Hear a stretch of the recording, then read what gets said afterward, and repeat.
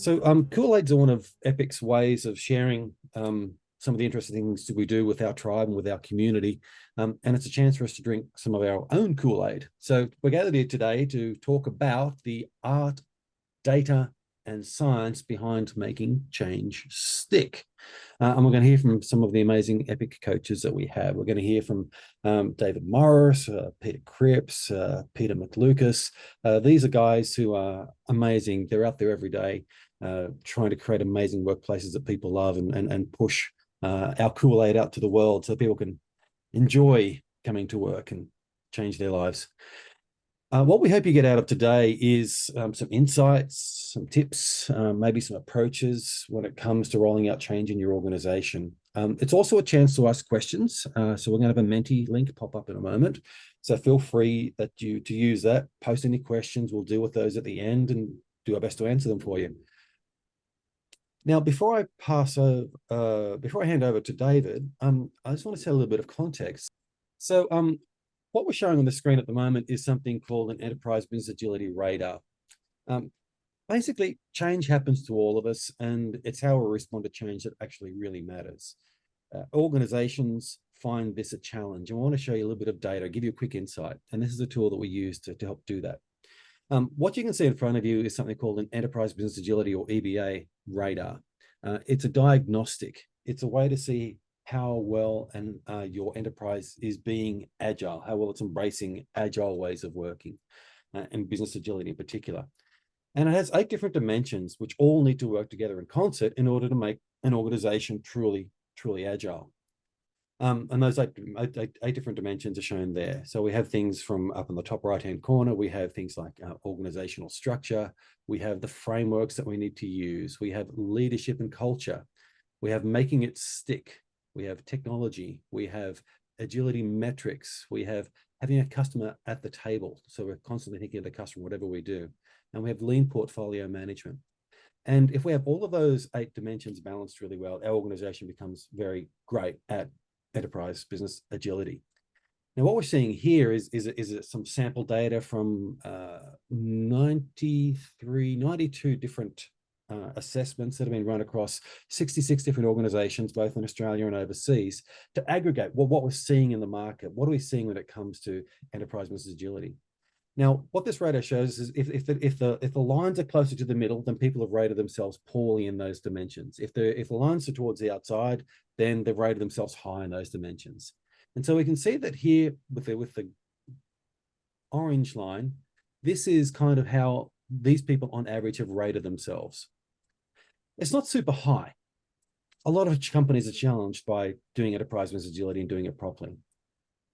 And rather than dive into all of these different areas, there's 2 areas that I just want to focus on that are relevant to today's talk. The first one is down on the bottom right-hand corner. We've got making it stick.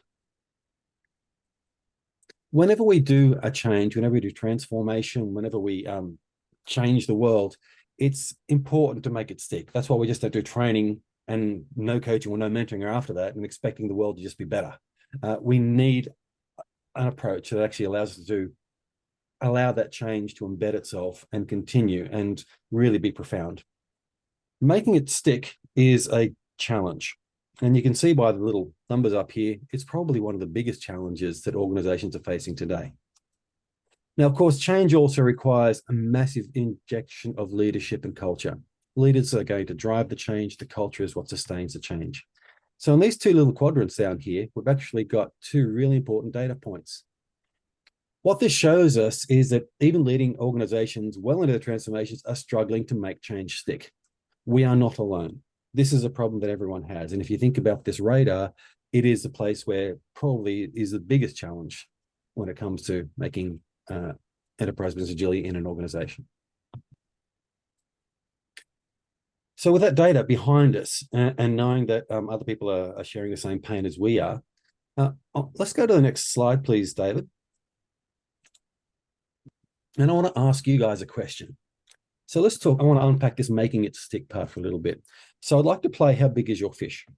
And what that means is I'm going to put you into a Brady Bunch view, and I'm going to ask you to turn your cameras on, and I would like you to help me answer a couple of questions.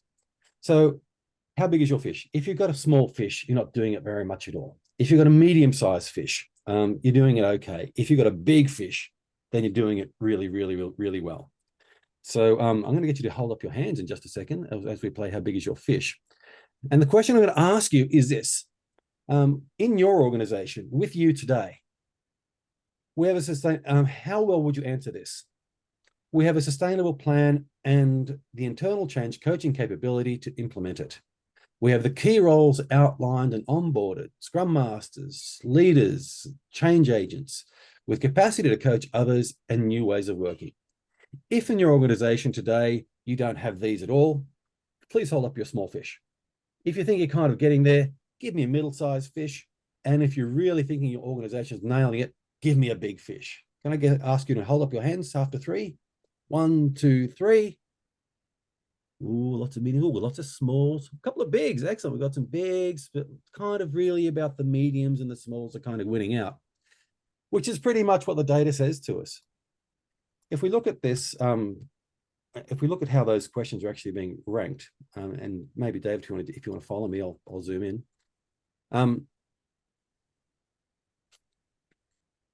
The people who've been ranking this across organizations are ranking themselves in a bit of a crawl sort of space. And if we think about these in terms of pre-crawl, crawl, walk, run, fly, the crawl people is kind of where most organizations put themselves at. So that means they've identified and trained and hired a couple of people who are taking a couple of teams on a bit of a journey. They've started discussions, but nothing is really in place yet. So that probably sounds a bit like medium, small fish. If they actually want to go to the next size fish and go up even further, then they have sustainability plans in place. They have a program in place with real change agents doing real coaching with real leadership behind them. If they want to be superstars in a fly sort of space, then they spend significant time, not on the side time, but significant time coaching and helping people do even better at what they need to do. So, and they have a self-sustaining program. So very few companies, I've never come across one personally, are actually in the run and fly space. Lots of people are on the journey, but it kind of peters out. And what that also teaches us is what does healthy and unhealthy look like? So in a healthy organization, we have hired and trained people in specific roles to help this process. We have a plan in place. We've engaged people who spent a portion of their time on this, and it's self-sustaining. An unhealthy organization, we don't have enough people to help us. We don't have enough support. We lack the roles, we lack the capability, and we don't have a plan. So this is where people are finding themselves today. They're in the crawl space. They're not becoming that high-flying team of healthy organizations. So let's think about the next question. So next I want to ask you, how tall is your coffee cup? Now, a small coffee cup is like a piccolo. It's about, then you've got your regular sort of coffee cup, and then you've got your large coffee cup, your grande, I think. I'm a bit of a piccolo guy myself, but, you know, I hear this like a coffee milkshake. So let's ask this question of ourselves when you think of your organization. About measurement and growth. Our leaders are committed to moving organizational obstacles. Our teams measure their health quarterly and are investing in improving their maturity. So if you think that your organization that you're in at the moment is doing this not so well, give us a piccolo. If you think they're doing really great, give us a grande. So hold your hands up after 3. 1, 2, 3. Oh, lots of piccolos. Someone's actually holding up a real coffee cup. Thank you for that. Okay, piccolos, a little bit of mids. No one's gone the grande. Okay, fair enough. I understand that. So this is a real problem.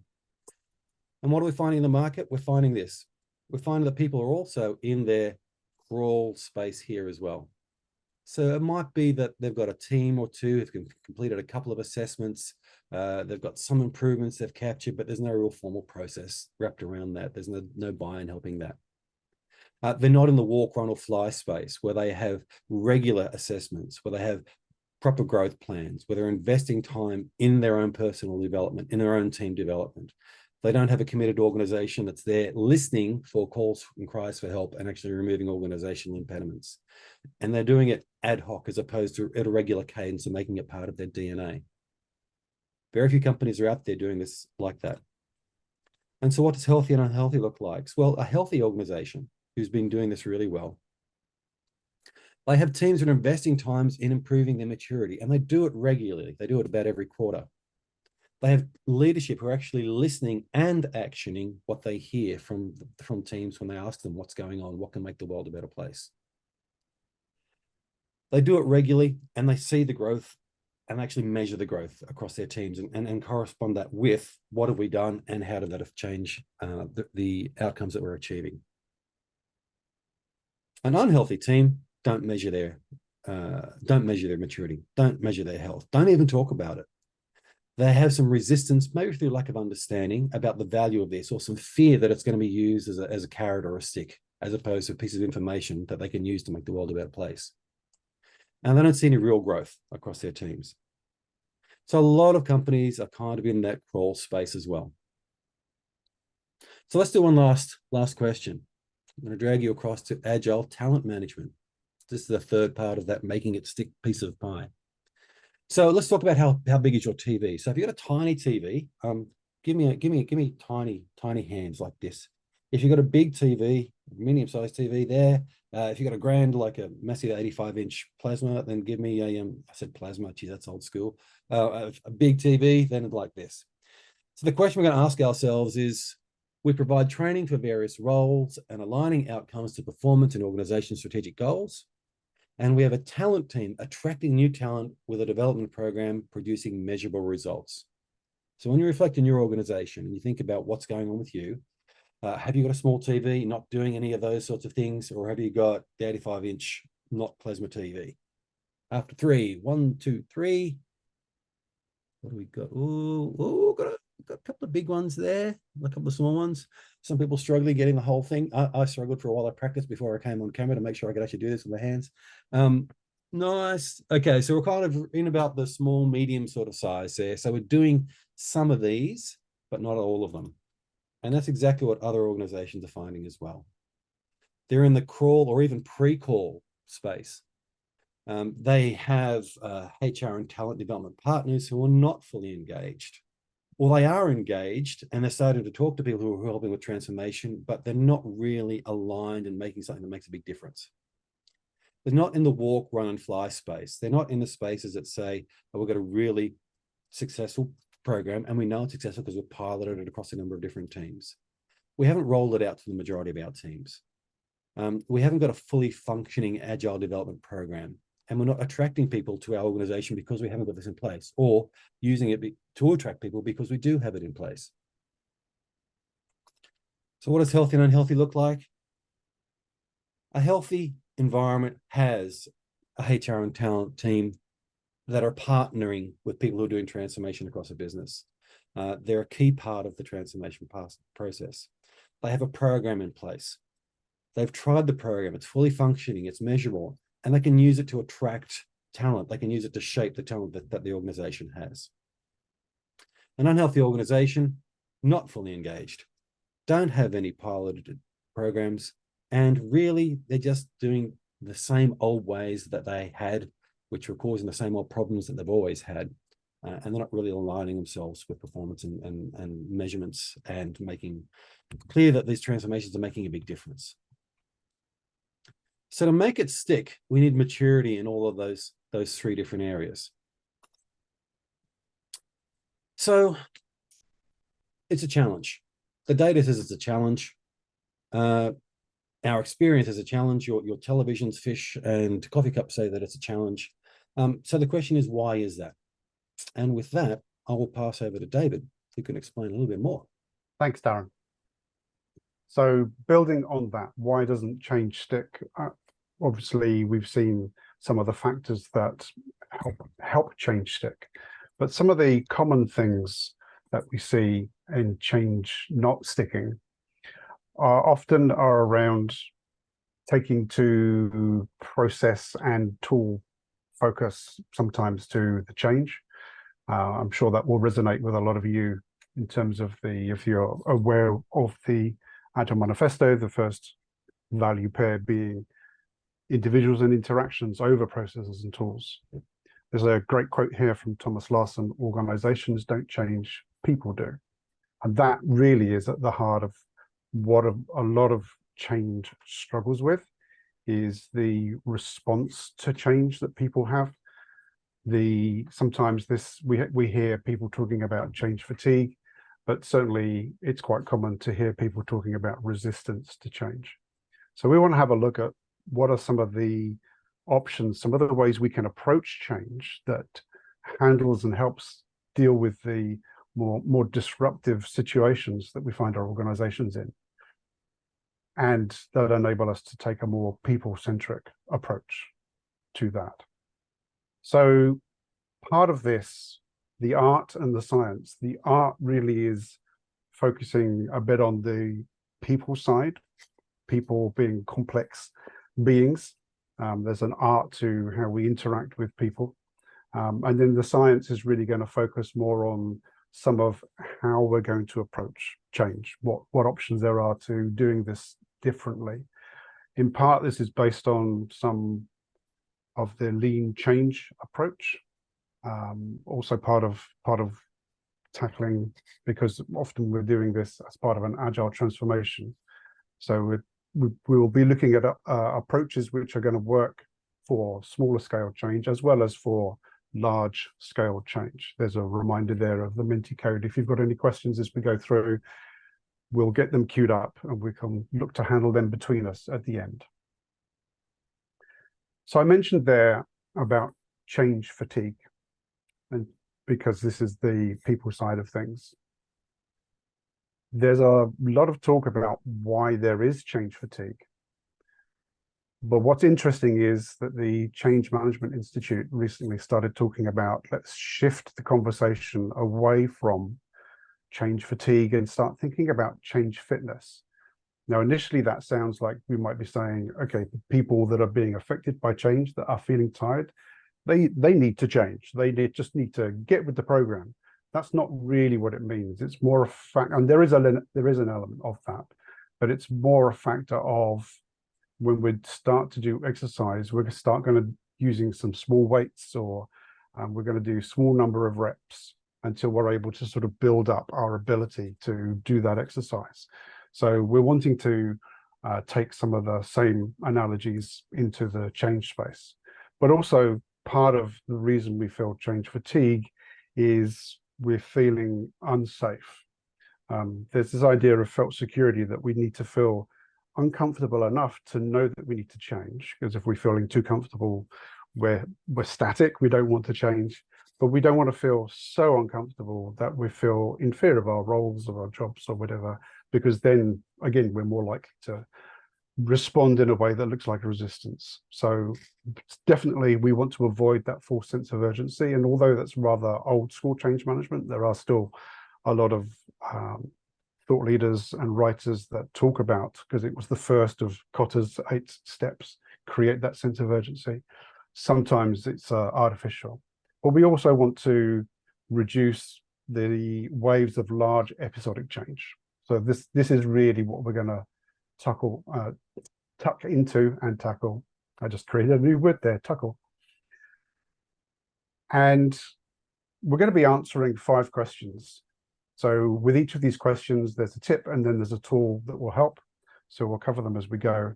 And this is the first 3, as you might guess, and you might be able to read as it says in the small type there. This is loosely based on Simon Sinek's Start With Why. So if we want to avoid that false sense of urgency, we need to be really clear about why we're wanting change at all. Sometimes that's already established. There might be a regulation change. There might be a change that's happening because of something outside our organization. But it may be because we've observed something with our customers. It may be that there are other reasons, a new opportunity we want to realize. Whatever it is, if it's already decided, we obviously need to be really, really clear about communicating that. The ideal, though, is when we get the sense that something is off, is can we draw people together? Can we start to crowdsource for insights? So you might remember some organizations use suggestion boxes or other means of collecting crowdsourcing insights, and identifying the need for change. So that's a good place to start. And in doing that, storytelling is a great technique for articulating the vision, the reason, and the direction of a change. There's lots of different ways of being able to tell stories. What I found to be really useful is this storytelling canvas for people who, so I've worked with executives who are often required, or senior leaders who are often required to stand up in front of large groups of people and are not necessarily clear in how to articulate it. So just as any template is a starting point, whether it's a user story or whatever it might be, this storytelling canvas is a suggestion or a starting point for how to craft a story. And the thing that really compelled for me to use this is how it respects the past as well. Whenever we're embarking on change in organizations that have been around for a long time, you often have people that are part of how things used to be. They can feel disenfranchised or disrespected if we start saying, oh, that's not how we need to do things anymore, we're going to do this thing instead. So this really starts by saying, in the past, we used to do things this way, and that worked well because that's the situation we were in. But then one day or over time, and that's the pivot point, that's the inflection point where things start to change. And because that change has happened, either suddenly or over time, more typically over time, this is the impact we're starting to see. So this is those insights that we might have gathered through crowdsourcing. This is where we might reflect on some of those insights, what's some of the evidence that we've got. And then, so now we need to, is starting to articulate the forward momentum. So there's a little bit of a reflective backwards look there, a recognition of we're at a pivot point and we're starting to move forwards. So that's, and a lot of these tools are referenced, you can see at the bottom there, through to Lean Change Management Associations. So this is the storytelling canvas. It's a version of that.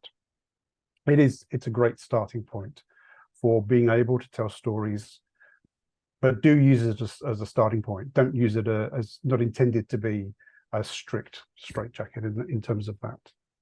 Once we've understood the why, the purpose, the mission for the change, we need to be thinking about what needs to change. So if you're familiar with Simon Sinek's Golden Circle, he has these questions in a slightly different order, which is why I say it's loosely based on that. So once we understand why we're changing something, now we want to focus on what it is that needs to change. And again, if we can, we really need to be involving as many people that are going to be affected by that change in thinking about what those options are that we might be exploring, or at least representatives of them. So workshopping is our friend there for sure.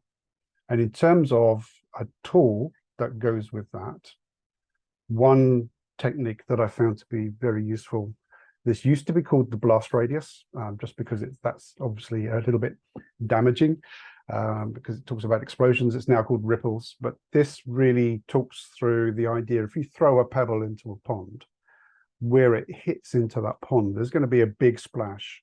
But once that splash has gone back into the water, you'll get in the ripples that roll out from that impact point. And obviously, the further the ripples move out from the point of impact, the softer they become, the lower they become. This is a useful technique because you can quickly put it up onto a physical or a virtual whiteboard. It's a really useful technique to get a bunch of people together to workshop. And the idea is that you try to identify what groups of people might be directly impacted. What groups of people do they work with that might have a secondary impact? And then what other groups of people should we keep informed because they're on the periphery? The interesting thing, by the way, we should be thinking not just about people, but it's important that we start there, but what processes and also what technology systems might be involved as well. So we can sort of put sticky notes on the board and try to work that out. The really useful purpose for this is, one, it helps us to start to see connections that we may not have thought about from the get-go. But secondly, it starts us thinking about those potentially unintended consequences, or groups that we had assumed would be peripheral, but actually shouldn't be. I worked with a big airline company, and they had 2 unions that worked with them. And I expected, through my ignorance, that they would be more of an interested party. But one of those unions, the relationship that organization had with that union, they actually had to be treated as if they were directly impacted. So going through that process, in sort of mapping out the groups and the processes and systems, helped give that more holistic view of the system as a whole. So again, a lot of these techniques are very useful for getting large groups of people together around either, again, as I say, a physical or a virtual whiteboard. Once we've understood not just the why and the what, then obviously we can start to think about the how. And again, to go back to the point at the beginning, trying to bring people into the center of the approach. The lean change approach certainly stresses this, but so now does the Change Management Institute is talking about this more and more as well. The ideal is that those affected by the change are involved in co-designing the change. The advantage this has is you don't need to sell the change to them. You don't need to convince them. It becomes their change because they are designing how it gets implemented.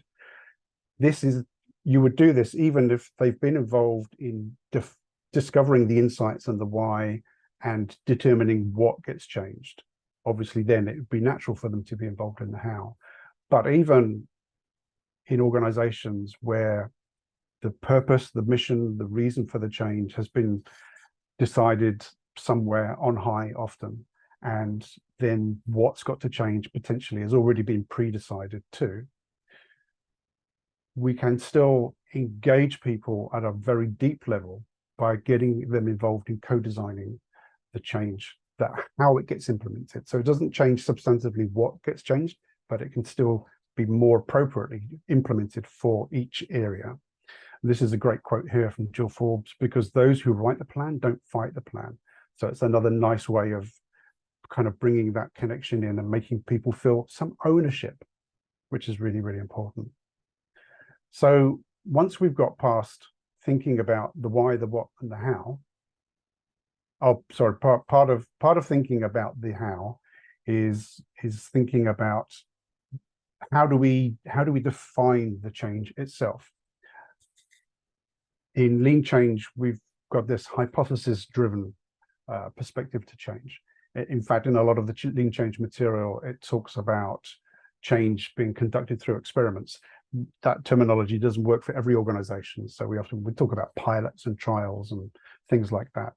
But the term hypothesis is great. We kind of borrow that from science. So this is where some of that science is starting to come in, as well as from design thinking to a degree. Again, it's a template, it's a starting point. But what it's good for is not only does it help us define what it is that we're going to change, it's giving the reason for it, because we observed this, here are the insights, the evidence that we got. This is what we're going to change. So we expect that by changing this thing to work in this way, it will lead to this outcome or this impact, this value that we'll realize. But importantly, as measured by is a critical factor. So if we don't start with that end in mind, that we are going to measure this change, then it becomes very hard to determine whether the change has become effective or not. And especially if you're dealing with a very large change, breaking it down into smaller chunks and having some measurements around each of those chunks becomes much more observable in terms of progress. Once we've been able to do that, then we can start to think about the when. And historically, we've often taken an approach to change, even with agile transformations, which is very program driven. And it's ironic to a degree that even on programs for agile transformations, this tended to be the case. And I'm trying to use the past tense there because there's a lot more awareness of this now. that the way we should be approaching adopting more agile ways of working itself should be adaptive and agile. So we need to be ready in our change programs to, even if we had an idea, a roadmap of when we were expecting to introduce a change to different parts of an organization, if when we come to start working with them, we find that they're not ready, the historical response to that, or the traditional response to that, would maybe be to manage the resistance, which might involve pushing harder and educating, re-educating. Instead, it's a really interesting idea. If we are in an approach where we are starting to roll out area by area, what I've personally found to be effective is, rather than pushing harder, fall back, rethink, and have a discussion with people in that area about understanding this isn't right for you now, and finding out why. There's a great term Jason Little uses, the founder of Lean Change Management, that when you see resistance, don't get furious, get curious. That's beautiful. These little quotes like this, I think, are very easy to remember, but also help us be very mindful of some of the things that we need to be present for.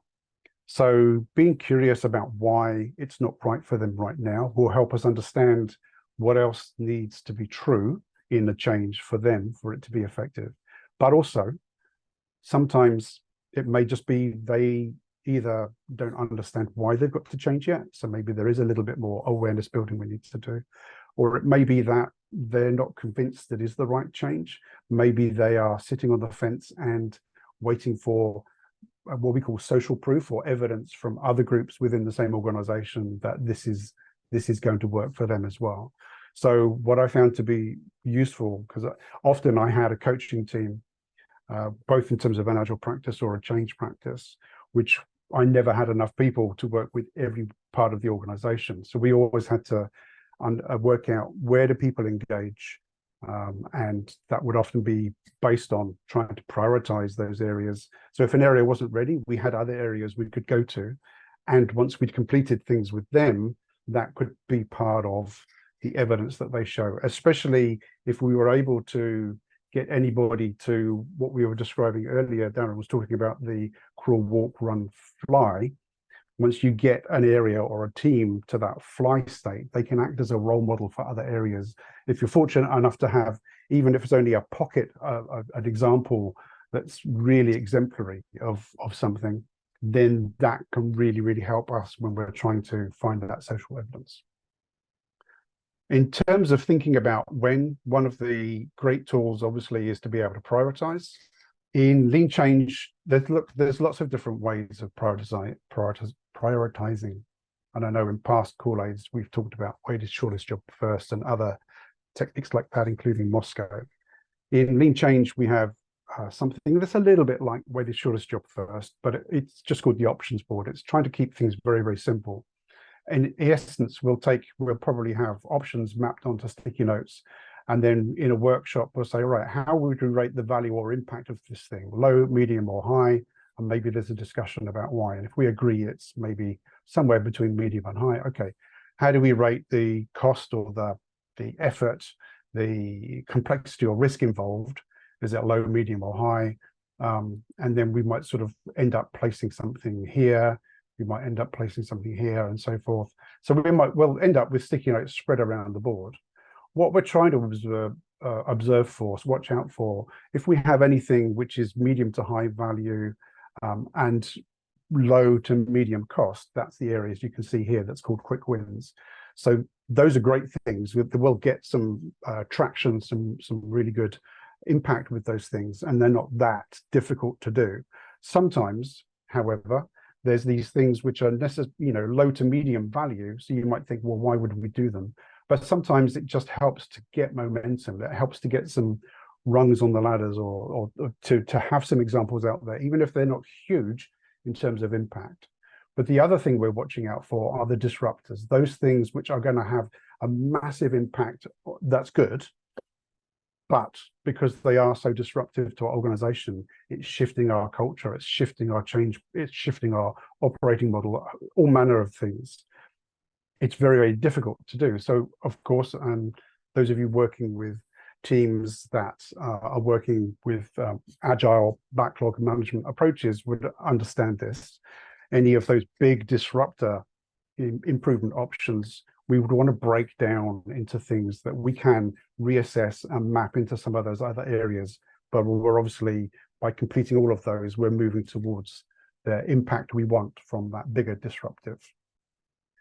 And then the last of the tips really is to do with who is involved. So this is coming back again to making this people-centric, and also thinking about not just our team of change specialists, whatever name we might go by, change managers, change and comm specialists, change coaches, or whatever. We've got our core team of change specialists. And then obviously we have, if we're following some of these earlier steps, we've got the people directly impacted or affected by the change, involved in helping co-design.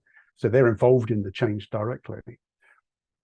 However, we can create greater traction and create greater impact by broadening our group of change agents or business improvement champions. These, depending on your type of organization, you might use a different term, because that can help us be more aware of those insights that will be the triggers for change. Where is change needed?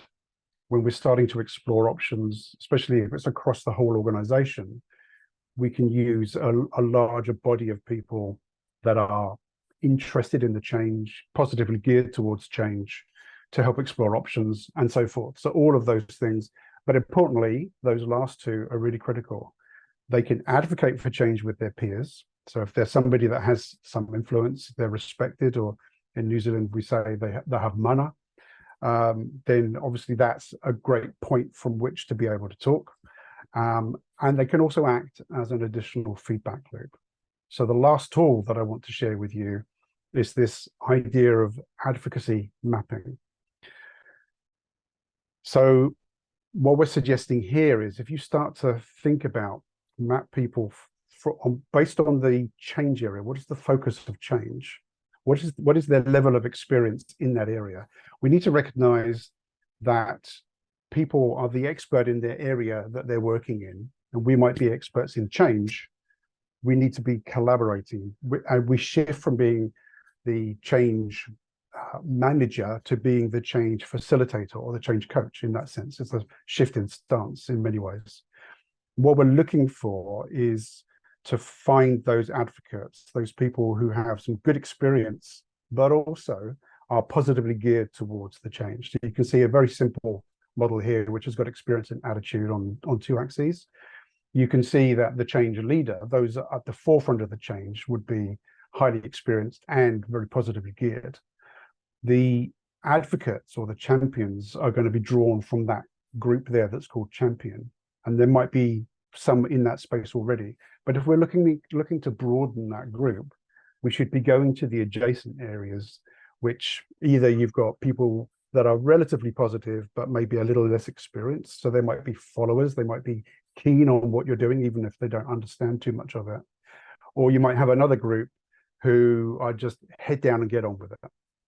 And in either of those groups, they're adjacent to champions. So you can either work with them to either help them understand things better, or to work with them in terms of becoming more positively geared towards it. So helping them see what's in it for them, how it's going to improve the situation with them and their colleagues, or why it's critical for the organization in overall.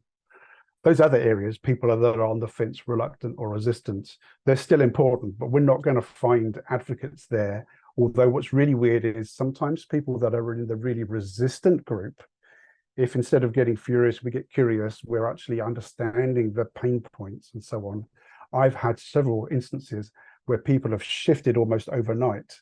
So that, in biblical sense, that road to Damascus conversion, they overnight from being one of the biggest resistors or detractors from a change, they've become one of the biggest advocates.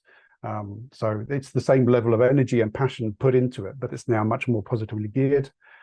So that's really useful. So there you've had 5 tips and 5 tools. And so the easy way to remember it is, we want to start with the why, we want to explore the what, co-design the how, be flexible with when, and broaden, increase our tribe or our cohort of people who can advocate and support the change. And with that, I think am I handing back to you, Darren? Why not? I'll take the mic back. Thank you. Can you slide to the next one? So thanks, Dave. That was great. We've got about 5 minutes left to answer some of the questions that have been posted in Menti. So thank you for those questions. Let me pick one and see how this one takes us. I'll make it bigger so people can see it even easier. And it's a question for Pete. Pete, question. Are you seeing signs of change fatigue in your organizations? And what are some of the tips and tricks to overcome? Yeah, well, change fatigue is very real. Although David spoke about this new sense of, you know, fitness over fatigue, but it doesn't mean that sort of change fatigue or that feeling of there's too much change in the system that people are starting to resist. Change fitness is a different lens on that says, well, how do we prepare people to go through change in an easier way? So if we, and I love that quote from Jason Little, it's like, well, you know, where we see resistance, get curious. So questions you need to ask, or the tips are, is like, is the change too big? Are we trying to push through a change that the organizational people involved with it isn't ready? What else might we need to do first in order to prepare the people for the change? What are the drivers for the change? And why does this group feel fatigued? So you can't force change. Well, you can, but there are poor implications if you start to force change, in so much that people revolt, or they do the change in surface only. And if it's a new process, they go back to doing the old process, or they work, you know, have workarounds. And so, well, what we need to do is find evidence from elsewhere. So if we look at the Heath brothers' work around the elephant rider and path, they talk about bright spots. So where else in the organization have we got success patterns that we can point to, or bring those people to and understand the lessons learned in small experiments elsewhere, that we can help these people that are fatigued or not as fit adopt that change. So how can we make the change smaller, more incremental? What experiments can we do, or are we doing elsewhere, that we can point to and go, hey, this works over there. Why did it work over there? What are we seeing there? Do we have ambassadors there that we can bring over? And more importantly, what data are we collecting, and what evidence do we have as proof that we can implement that change? So I think, does that help? Certainly helps me. Okay. Thanks, Pete. While you got the mic, here's another one for you, Pete. Oh, sorry, this is a Peter one. We'll go to the second Pete question. Oh, yeah. The second Pete question is, what are your thoughts on the future role of change managers within Agile organizations in relation to its stick? Who here is a traditional change manager? I need to know before I say anything more. No one's owning up to it. Good. No one's owning up. No, I'll be kind to them. So traditional change managers certainly have the real good tools and experience in implementing change. However, the change that a lot of traditional change managers are used to implementing are traditional change, so big bang change.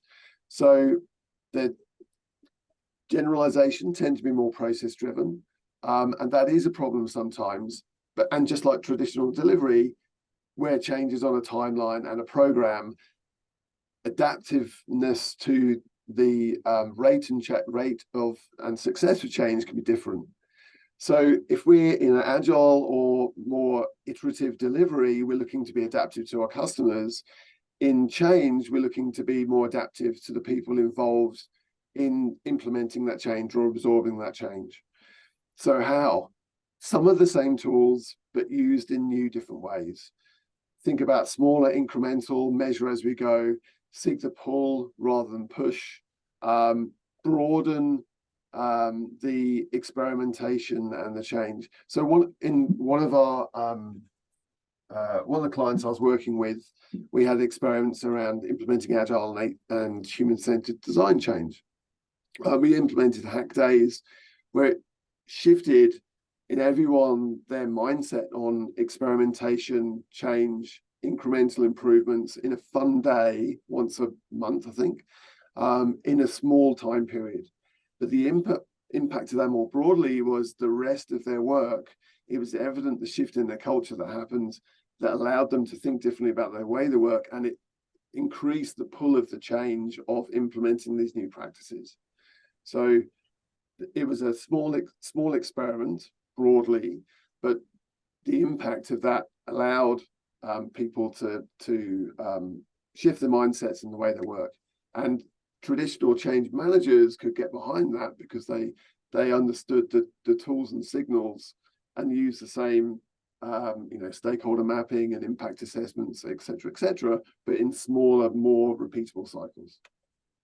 So yes, if they've got the right traditional change managers got the right mindset to shift the way they do work, then absolutely they can be great advocates. Thanks, Pete. Got time for one last question, I think, or two if we answer them really quickly. Peter, not Peter, Peter. Storytelling. What's your number one go-to for engagement? That's really easy, Darren. So at all levels, I use a bit of a postcard of the future. So often there's a lot of emphasis on the why, but actually if you can articulate what the employee can experience after the change is embedded, that can be the most powerful story you can tell.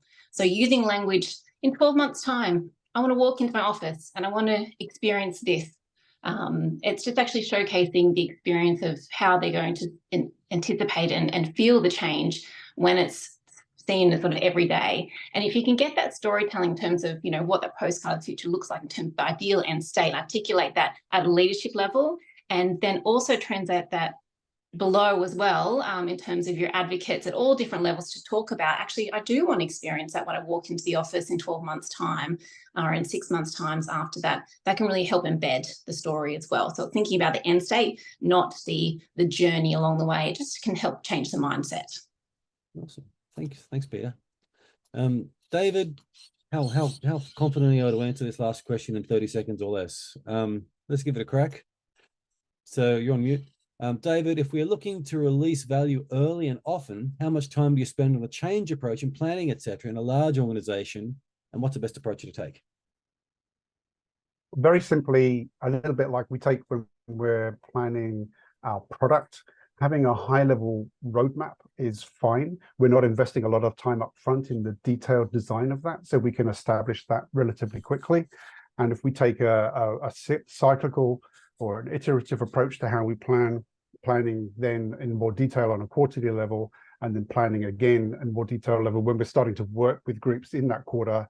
The change management cycles, when it's iterative, tend to be more like a month than 2 weeks, although you can arrange it on the same 2-week cadence.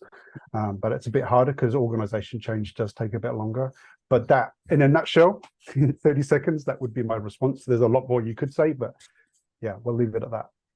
Thanks, David. I never thought you'd get, the 30 seconds, or it was just, aspirational, but thank you, mate. Can you slide to the next slide, please? And let's wrap it up here. So first of all, thank you all for coming today. Thanks, David. Thanks, Peter. Thanks, Peter. Really appreciate your insights, sharing with you. Thanks for the questions. Thanks for the answers. Guys, look out for an email next week with a link to the video and a little more information. We love these radars too, by the way. So if you want to reach out and talk to us about these, please feel free to give anyone from EPiC a bit of a chat. We can help you out and talk more about all these things these can do for your organization. I'd also like to remind you that on the 2nd of November, we have a on the 14th of November, we have a Lean Change Foundations course coming up. So if there's something you want to know more of, I think we've got a couple of slots left. Please go to epicagile.com.au and register yourself to come and hang out with us and come to one of our courses. And finally, on the 2nd of November is our next public Kool-Aid, where we're going to be talking about Agile project management, how to bring projects that are in trouble back on track, tips and tools. Now, of course, none of us ever have those problems, so unless we see any of you there, but please come and join us and hang out with us and hear some more Kool-Aid from the EPiC folk. And with that, thank you again. Have a wonderful afternoon.